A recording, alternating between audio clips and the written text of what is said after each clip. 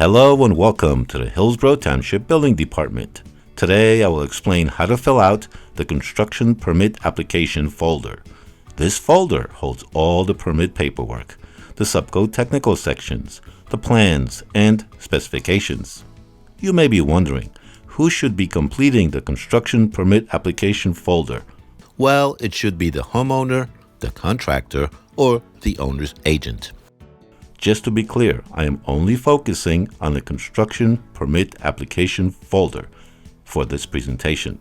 Please write legibly and in ink to ensure that all information you provide is entered accurately so there is no delays in processing your permit application. Now let's get started. At the top left, enter the block, lot, and qualification code. You may or may not have a qualification code on your property. You can find this information on your tax bill. Here is an example of a tax bill. All information regarding the block, lot, and owner's information can be found at the top left of the tax bill. Now let's go down to section 1, which is identification. Number 1, proposed work site. Proposed work site is the address where the work is being performed. Again, it is the address where the work is being done. If applicable, unit number should be included in the address. Next is the owner's information. Number 2 asks for name of the owner in fee. Owner in fee refers to the property owner, the owner of the property, not the tenant. Complete the rest of the information for the owner of the property. The phone number, the email, address of the owner. This refers to the mailing address if different from the worksite location. As shown in the example, the owner in fee mailing address is different from the worksite location. Number 3, ownership in fee asks if the property is public or private. Check off whichever applies. Number 4 asks for principal contractor information. Another note before we continue.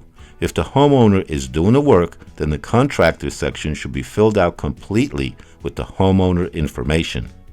The homeowner needs to occupy the residence. Keep in mind that if the owner is an LLC or corporation, then all contractors must be registered and licensed in New Jersey. The complete name of the contractor, the contractor telephone number, the contractor address, the contractor email. Next, enter the contractor's license number or building registration number, and or home improvement contractor registration number or exemption reason. Also enter the expiration date. A copy of the contractor's license or registration needs to be included in the permit application. Enter the federal employee ID number. Enter the contractor's fax number. Number 5 asks for the architect or engineer information. The complete name of the architect or engineer company. The contract person. The address. The email. The telephone number. The fax number. We are down to number 6, which asks for responsible person in charge once work has begun. This is the person who is taking responsibility for the job and who will be on the job site. Enter their name, telephone number, and fax number. Now go to section 2A, proposed work. This is where you will check off the type of work you will be performing. You are doing minor work, constructing a new building, building an addition, doing a demolition, a repair, an alteration, a renovation, a reconstruction, etc. Again, check off the one that applies to your job. In section 2B, you will check off all the subcodes that apply to your scope of work and write the estimated cost of work in that first column, and then write the total cost of the job. Section 3, 4, 6, and 7 should be completed when the permit is for additions and new construction.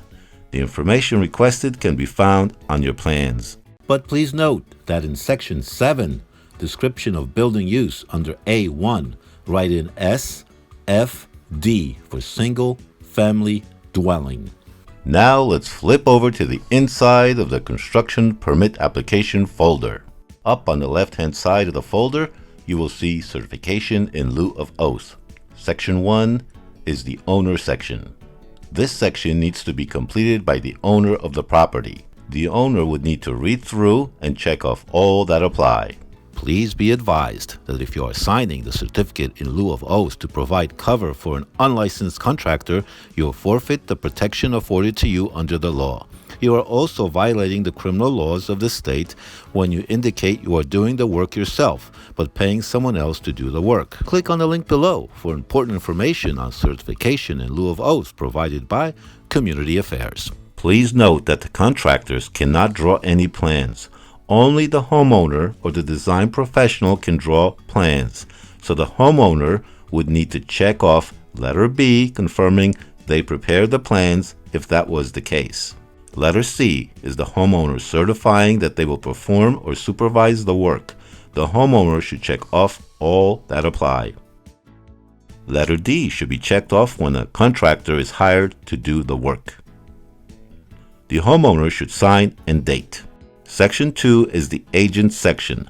This section needs to be completed if the applicant is not the owner in fee.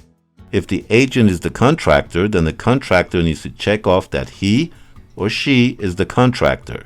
The agent contractor needs to sign at the bottom. The last page of the folder is for office use only. You don't need to complete anything on this page. Just be sure to include it when you submit your permit application. Congratulations! You have just completed the construction permit application folder. Wonderful! I just need another minute of your time. Remember to write legibly and in ink. And the only time you need to complete the construction permit application folder is when you first submit the original permit. Any paperwork submitted after the permit is issued requires only the subcode technical section. For important information, click on the links below for frequently asked questions, additional tutorials, guidelines, and forms. Good luck with your project and have a great day.